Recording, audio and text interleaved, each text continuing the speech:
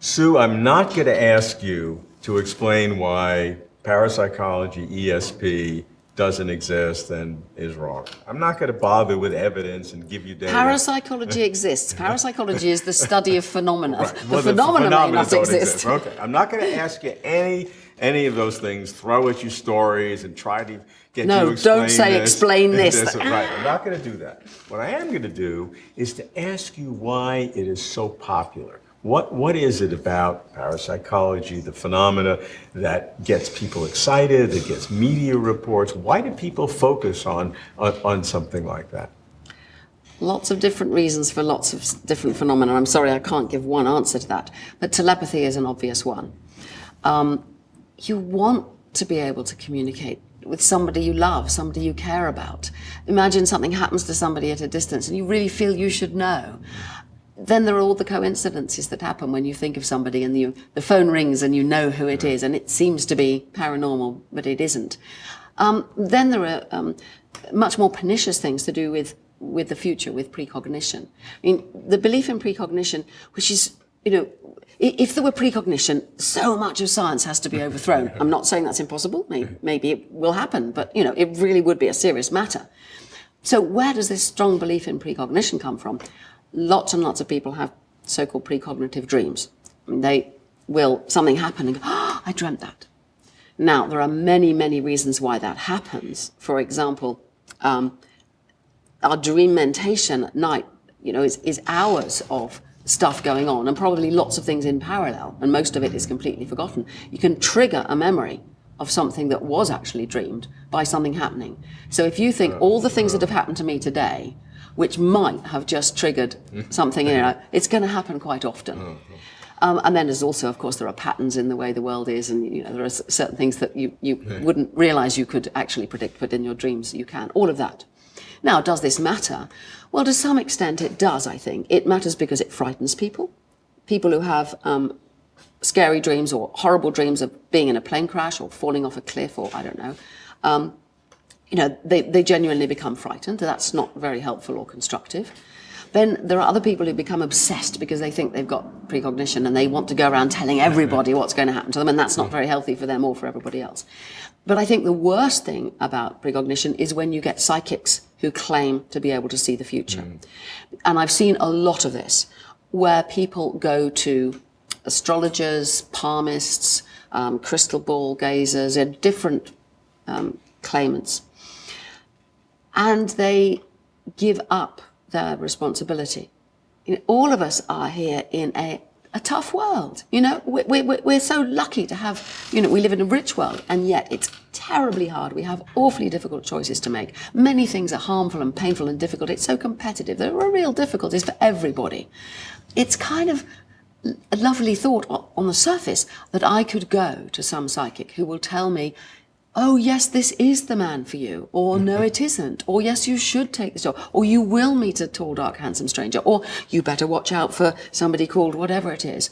It takes away some of the stress of having to take responsibility yourself, and in the process makes you open to exploitation of so many kinds, and you just give up your own sense of making the sensible decisions as you go along in your life. And I've seen that, a lot of harm done by that. The prevalence of psychic phenomena in so many societies through history and through different cultures, expressed perhaps slightly differently, but having a core similarity. Should that give us any cause to take it more seriously? Well, we should take seriously the fact that this is a part of many people's belief systems, and we should be asking questions like you're asking. Why is this, when the evidence is so lacking? Why do so many people believe in these phenomena? That's a serious psychological question. Part of the answer is fear. People are afraid of the world. It's a scary place. They're afraid of all the decisions they have to make. They're afraid that they'll be separated from their loved ones. They want to feel that they're in touch all the time. These are kind of reassuring ideas. What bothers me, some people say, well, it doesn't really matter, does it? Does it matter if you look in the newspaper and look at your horoscope every day? Does it matter if you believe that was a precognitive dream? Sometimes it does, sometimes it doesn't, in the ordinary sense of harming your life. But one of the things that does bother me is it leads people to an anti-scientific view. If people are going around thinking, well, I know I'm psychic, or I know that woman is psychic or my husband's psychic. And they say the scientists are wrong and the scientists are closed-minded, that's giving them instead of an open view that I would like, because as a scientist, where we try to understand the world in the best way we can on the basis of the evidence, people are saying, oh no, science is wrong, science is wicked, science is, because I know. It's just one of many, many dangers that come out of paranormal belief, I think. How many years are you out of parapsychology on the other side, without being too personal? Well, there are two different answers to that question. One is, after the experiences I had myself, age sort of 18, 19, 20, I was absolutely sure of the existence of telepathy, clairvoyance, precognition, psychokinesis, the four main phenomena of parapsychology, of psi, and of life after death and spirits and souls, because I'd had out-of-body experience and so on. Then I began to do serious research, and probably, it's actually quite quick looking back. It was probably no more than about 5 years of serious experiment after experiment after experiment, sleeping in haunted houses, interviewing mediums, that I came to the conclusion there was this awful, awful moment when, I thought, well, that's not true, but maybe this is, and that's not true. And when I came to that moment of, what if there's nothing in any of it? Yeah. So from that point, I began to look at it in a different way and to ask questions, well, why are people believing this if it's not true? What are the experiences that lead people to believe things that aren't true? And that's very, very interesting, because you have things like out-of-the-body experiences, sleep paralysis, lucid dreams, which, if people don't know what they are, lead them to these false beliefs. But if you can help explain them, you can help people not to jump to those. So that's what I did for a long, long time.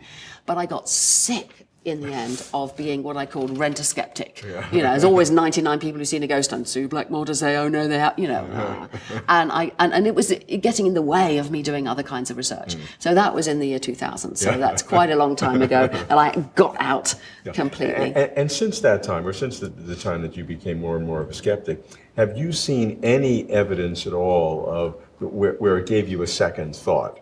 Yes. When people tell me, I've got to tell you about my granny, I just go, no, let me run away. Yeah. But there have been a few things. There have been a couple of famous near-death experiences where, it seemed to be reliable claims that people were able to see things at a distance. And I'm no longer in parapsychology, and I'm no longer going to do the terribly hard work that it would take to find out. But it doesn't look to me to be plausible in the end. But it does make me go, ooh, maybe if that was so. Then there have been a couple of things in parapsychology, the presentiment research, for example, which is all the rage at the moment. I have not gone, and I am not going to go and do the work it would take to find out whether those experiments are really well done enough.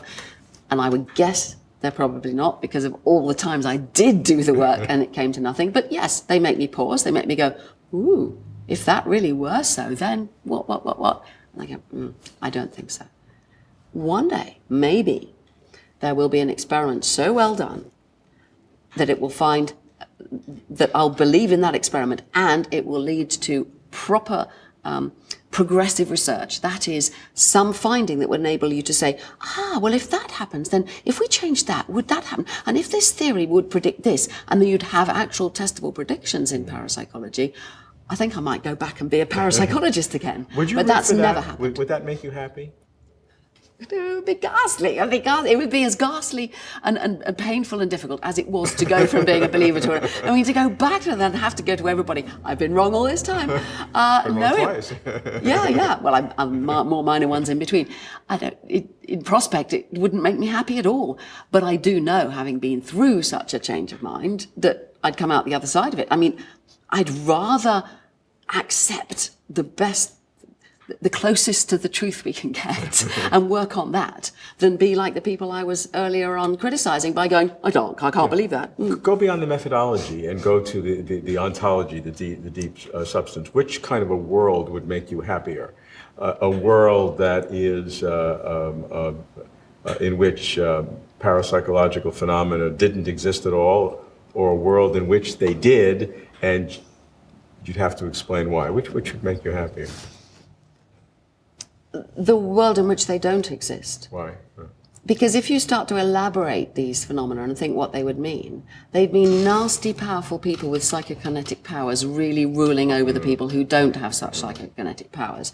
You'd have the people who have good precognitions going, I know what's going to happen to you. I mean, it reminds me of all the hate mail I used to get. It's awful. When I was being, renter skeptic, I would get these horrible, horrible letters and people say, I know the future and I know what's going to happen to you. And it's going, I don't even want to think about the things they described was going to happen to me.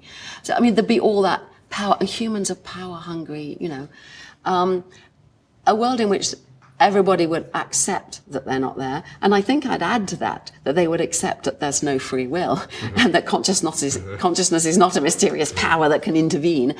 I think would be a happier world in which people would be much more accepting of each other's foibles, much more compassionate towards how other people are, much more able to accept the vagaries, the uncertainties, the difficulties of the world and get on with it.